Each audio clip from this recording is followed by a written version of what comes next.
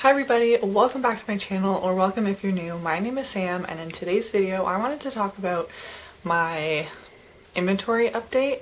So if you follow me on Instagram, I post pictures of my collection and inventory every January to sort of see where I am at the start of the year and how my collection has changed from year to year. I don't usually post updates about my inventory throughout the year, although there was a point where I was trying to post my inventory spreadsheet along with my empties every month, but I fell off that pretty quickly. I wanted to share what changes have been made in the last 3.5 months and see where my collection is now, as well as discuss a little bit about my no buy and do a very small haul. So in my trusty notebook I have a spread of my makeup and beauty inventory for 2023.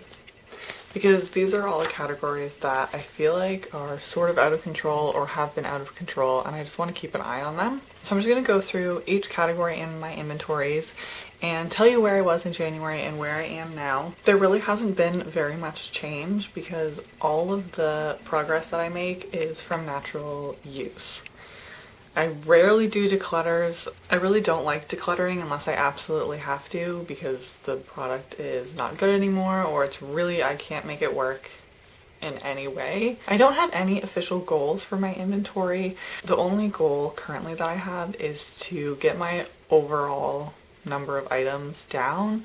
I don't have any specific category goals because some of these categories are just out of control. For me personally. I am also doing a replacement only no buy this year, which I will touch on later. Okay, so let's jump in to the categories and how I'm doing so far. If I'm looking down, I'm looking at the book obviously, but here we go.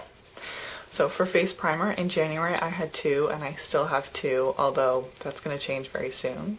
For eye primer I have 2 and I still have 2. Both of my primer categories are fine right now. For eye primer, I have 1 normal eye primer and then I have the glitter primer, so they do very different purposes in my collection, so I'm fine with 2. For setting spray, I have 1. I would like to try some other setting sprays, but I always go back to the same one, which I will actually be talking about later in this video. It just feels like it has the best value for the product and the cost, and I think it works well. For foundation, I have 2. I had 2 and I still have 2. I'm okay with this. I have 1 that I use when I go to the office and I have 1 that I use when I'm at home. I'm okay with having 1 that's more full coverage and 1 that's a little bit lighter coverage, more day to day when I don't need or want to have a full heavy face of makeup on. For concealer, in January I had 1 and I still have 1. I've had that same one for a number of years. For face powder, I had 3 in January and I still have 3, although that 3 is different, so that's good. For eyebrows, in January I have 2 and I currently have 3, but that's only because my eyebrow gel at the end of March was almost finished and I had just bought a replacement. For blush, in the beginning of January I had 28 and I still have 28. Blush is a very slow category for me to pan, as with any colored cheek product for me. I am trying to pan a blush right now, but it's taking a lot longer than I expected it to. Bronzer, I had 12, I still have 12. That one is probably even slower for me than blush is. Highlighter, in January I had 23 and I still have 23. I've been using an eyeshadow as my highlighter for my Pan That palette for the past 2 years, so I'm really hoping to finish that as soon as possible so I can go back to using actual highlighter. For eyeshadow, so I count each individual pan of eyeshadow, but I do also have a category of palettes that sort of aren't in my inventory. It's just kind of for my curiosity. In the beginning of January I had 344 pans of eyeshadow, but I currently have 343 pans of eyeshadow. I finally finished another eyeshadow for my Pan That palette. Liquid shadow, in January I had 9 and I still have 9. I don't use these as much as I should. Anytime I use them I really enjoy them, but I just don't. Eyeliner, I had 9, I still have 9. Again, I don't use eyeliners very often. It's something I always want to use, but by the time I'm done my makeup or I would be putting on eyeliner, I don't bother. Mascara, at the beginning of January, I had 1 and I still have 1. It's not the same one, but for regular bullet lipsticks and like lip crayons, I had 49 at the beginning of January and I still have 49. For liquid lipsticks, this includes both like matte and satin liquid lipsticks as well as lip glosses. I had 42, I still have 42. For lip liners at the beginning of January, I had 2 and I still have 2. For lip balm at the beginning of January, I had 26 and I currently have 24. So lip balm has definitely been my best category this year. But lipstick, I was doing pretty well in rotating through and finishing up some of my liquid lipsticks last year, but I really haven't been using lip products that consistently. So for my makeup portion of my inventory at the beginning of January, I had 558 items or pans, and I currently have 556 items or pans, which my shorter term goal is to get to under 500 items because that number just feels so daunting. So if you want to separate out my palettes, I have 26 palettes. That hasn't changed at all this year. For my liquid lipsticks, I've had 20 the whole year. That hasn't changed. And for lip gloss, I've had 22 for the whole year. That hasn't changed. Onto my beauty inventory. For perfume, I've had 7 perfumes throughout the whole year. I am working to use up 2 currently, so I'm really hoping that this number goes down quite a bit this year. Bar soap, I've had 2 throughout the whole year. I find bar soap lasts a lot longer and I'm definitely a bar soap convert. Lotion, in January I had 3 and I currently have 2.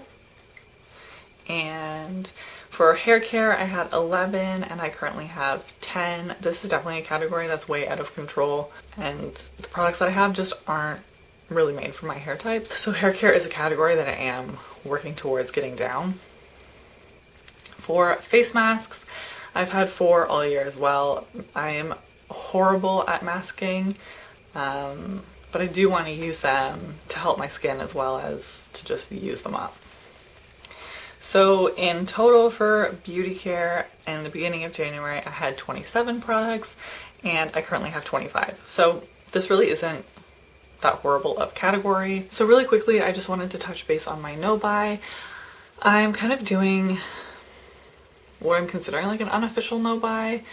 I believe I posted about it either late last year or the beginning of this year, saying that I was continuing my replacement only no buy to overall be able to decrease my collection. I call it an unofficial no buy because I really haven't been posting anything about it, which I guess in the grand scheme is good because it means that I have nothing to update on. I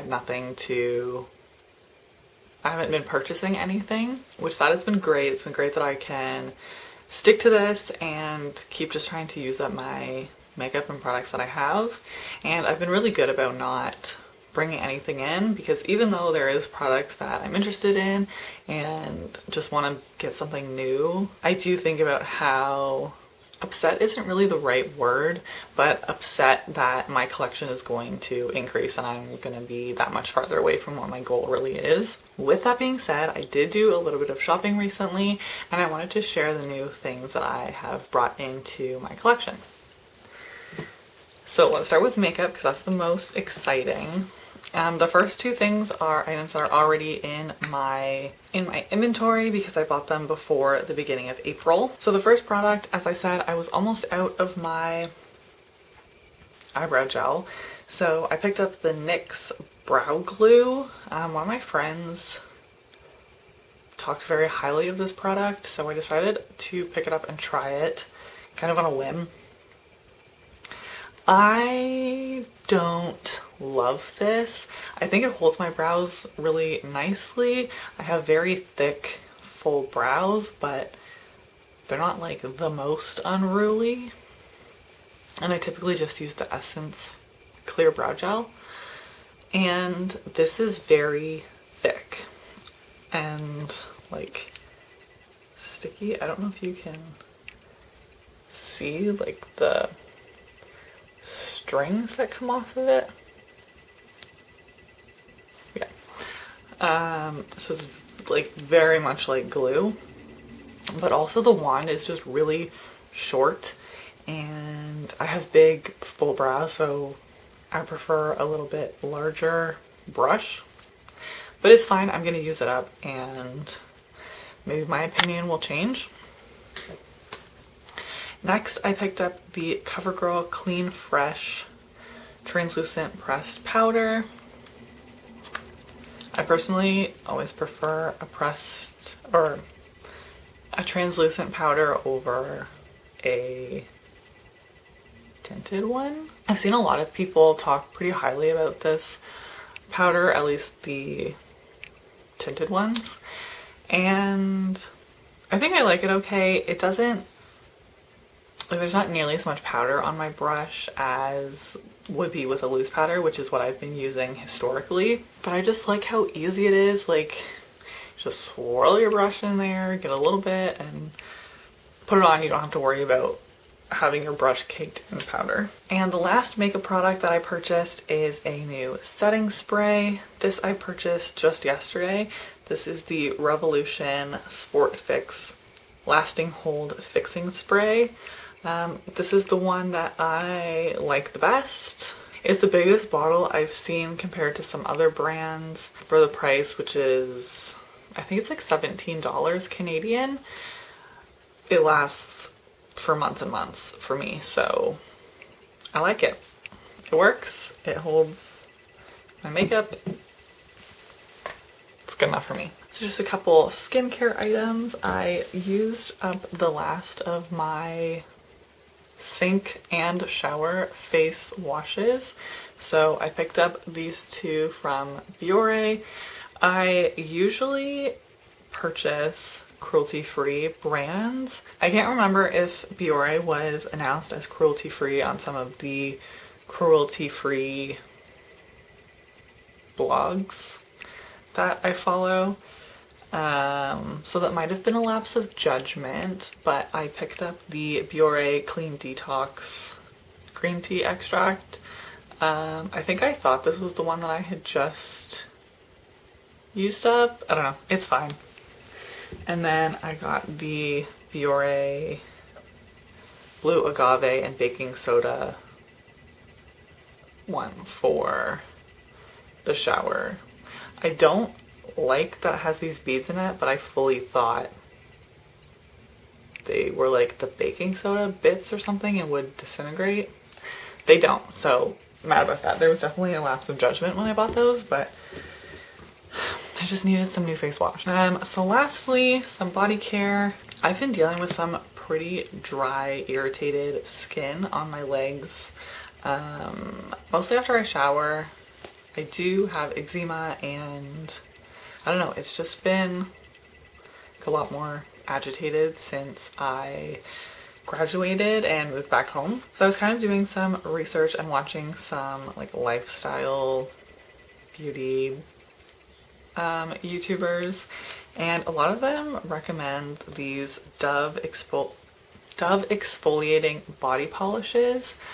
And they smell so good. And since Dove is officially cruelty-free, I decided to basically go ham and give Dove a try. So the first one that I got is the exfoliating body polish in crushed macadamia and rice milk. I heard some people say this is like the best smelling one, so it does smell pretty good. It's also apparently a moderate scrub. And then the second one that I picked up yesterday because I have no self-control, is the Dove exfoliating body polish in brown sugar and coconut butter. This is a deep scrub one. I was considering picking this up when I first picked up the other one, but I decided against it. It just smells so good. So I'm excited to give this one a try. And then the last thing is some lotions. So I did actually forget to grab it, but when I grabbed the first body scrub, I also grabbed a Dove body lotion. Honestly, it's not even worth the mention because it's not very good. I don't like how it smells and it's very thin. So, oops. At my office, we did sort of a like raffle prize game to raise money for some charities, and I won some lotion. So I got these 2 bottles of Jergens Ultra Care. They actually do work pretty well, but it'll be nice to just keep one at my desk in case my hands are dry. And then the last thing, I picked this one up on a whim yesterday. This is the Galaxyl Base Eczema Cream with oatmeal and aloe. As I mentioned previously, I have been experiencing very dry skin, or at least drier than normal. And I've had eczema basically my entire life. So this brand was recommended to me by my doctor, and so I pick it up every once in a while when I'm feeling drier or I need extra help. But I saw this one that has eczema cream, or that has eczema care. We're gonna try this one and see if it's better than the original. But that is everything for today's video. I really hope that you enjoyed it. Let me know if you have picked up anything new down below, or if you also want to know by and how that's going. And I'll see you in the next one. Bye.